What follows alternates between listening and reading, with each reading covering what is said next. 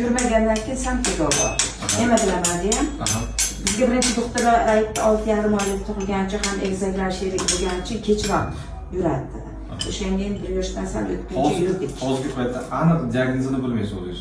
O'zim bilmayman, lekin DSP deganiga ishonaman. Shu hurmatli otalar, mana birinchi va video olishning sababi to'shda o'zlaringizga tushuncha bo'lsin, ozgina diagnoz masalasi bo'yicha ota-onasidan so'rayapmiz.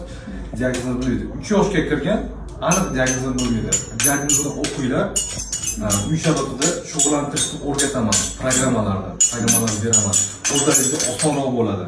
Hozirgi bolamizda holatda kelib chiqqanlar yosh 3 yoshda ismlari nima? Muhammad.